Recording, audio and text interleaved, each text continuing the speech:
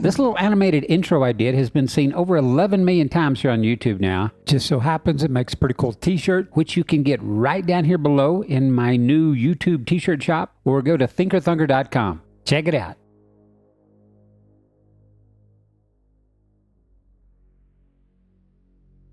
Hey, this is ThinkerThunker. Have you heard this? A 3-year-old boy went missing for 2 nights in freezing temperatures, out alone in the woods, wetlands, after mysteriously disappearing from his grandmother's house in North Carolina. And here's what's so amazing about that. The answer that everyone, news anchors, reporters, TV personalities, seemed perfectly fine with was either that a kindly, cuddly bear happened by and took the child in, or God above sent an angelic bear to care for this child. But could there be some other explanation? One, of course, being that the child just made up the whole bear story. I mean, that's at least possible. But then how did a 3-year-old child cross through freezing waters to get back into the briar patch where they found him and survive there for days? Let's check it out. Meantime tonight, one community came together to celebrate a miracle. We told you last night at 10 o'clock that 3-year-old Casey Hathaway, missing about 3 days in Craven County, was found alive, and he's with his family. Should be heading home from the hospital hopefully soon. Well, thanks to a team of rescuers and a neighbor who told reporter Christy Hutchings she was just out walking her dogs.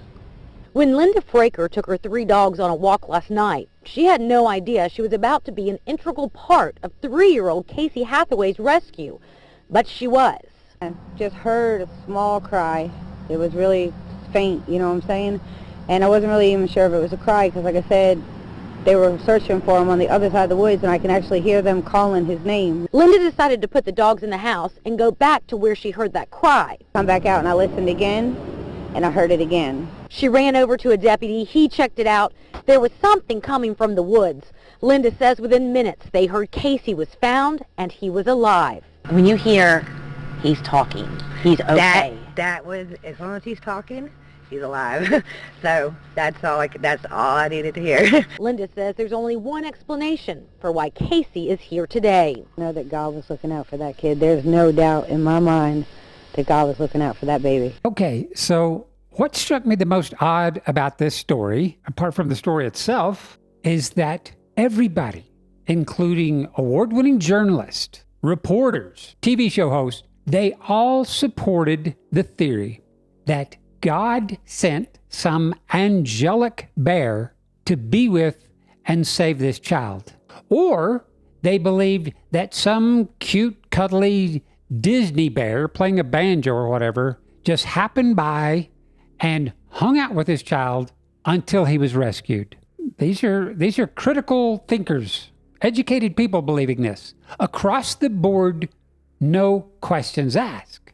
Now, that's fine, believe in whatever you want to believe, but I'm going to ask just a few questions about the angelic or cuddly bear theory, if I may.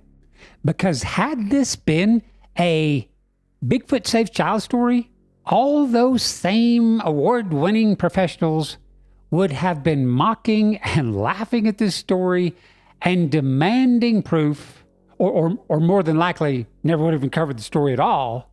So doesn't it seem right that if one theory is required to have proof, they all should? So here's my first question. Why would God send an angelic bear to take this child out across freezing water to a briar patch in an area that had already been searched by search crews, making it extremely difficult and highly unlikely or impossible even that searchers would ever find this child?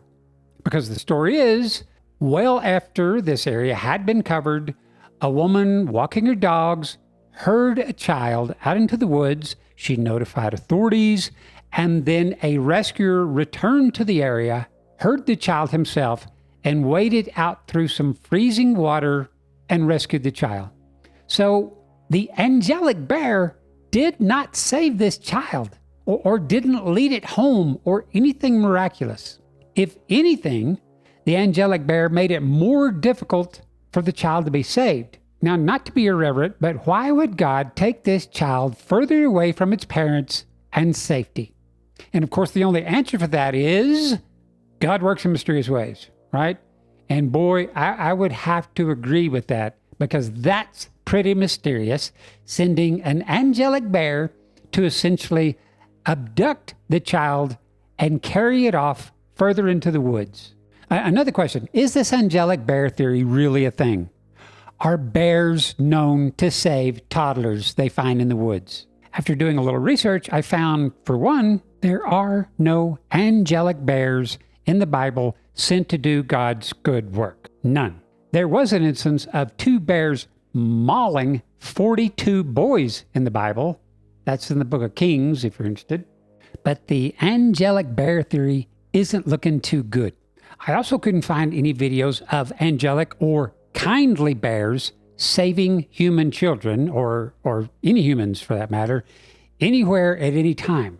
In fact, the only videos I could find were when people, say, jumped or fell into the bear's cage at the zoo, and guess what? There was no cuddling or hanging out with the bear.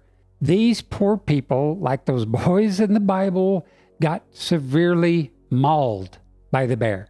But then that's what bears do. That is their nature. They're not being mean, they're surviving. And bears don't survive by rescuing toddlers in the wild in the heart of winter when generally they're hibernating.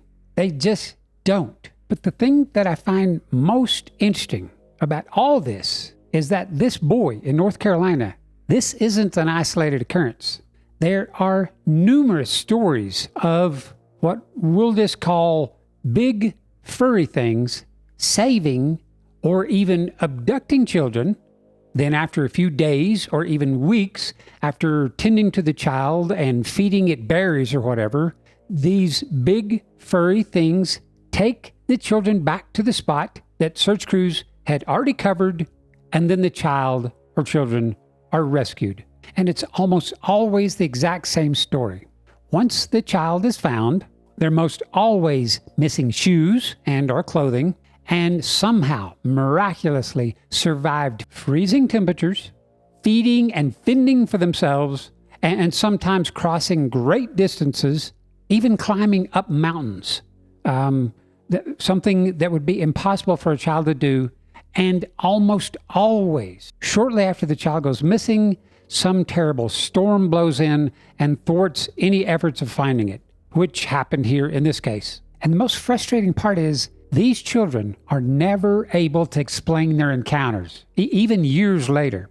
And these abduction rescue stories aren't just rumors or folklore. These cases are investigated and documented by police officials. It's public record. And you can find story after story like this already compiled in the Missing 411 book series. And these stories are bizarre. Sometimes these big furry things are described as bears or big giant furry dogs or even gorillas here in the U.S. I remember one such case in the lower Rockies where several small siblings disappeared for days, and search crews combed the area, and finally, in an area that had already been searched, the children were found hiding.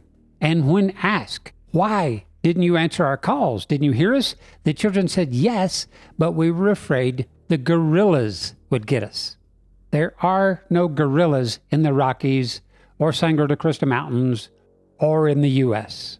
So this most recent story is just the tip of a really bizarre iceberg. Because for as long as disappearances have been recorded, children who've mysteriously gone missing have always credited big furry things as either their savior, their abductor, or both. And these aren't bears. These are big furry things with opposable thumbs, like primates, who are able to carry children around and feed and care for them through days and even weeks of freezing temperatures and storms while eluding search crews, strangely enough. Bears aren't all that elusive, are they? I mean, They don't have to be. And if you think about it, we humans, we do this very same thing. We find some cute little critter or bird or turtle or whatever. We take it home, we dry it off, we warm it up, we stick it in a shoebox so it'll be safe, and then we try to feed it lettuce or whatever. Then what happens? A few days or weeks later, we either get bored and release the poor little thing, or sadly, it didn't make it. And isn't that exactly what happened here with this little boy substituting a briar patch for a shoebox? My point is, abducting and or saving cute little things is a known primate behavior. The only question now is, what big furry primate has been living alongside us forever, demonstrating this abducting/rescuing behavior over and over and over? Couldn't be forest giants. They don't exist, do they? That means, though, there's some other unknown race of big furry things out there with thumbs in our backyards and forests, abducting and or rescuing us humans. All right, guys, thank you so much for watching. Your time to weigh in. What big furry things do you think it was?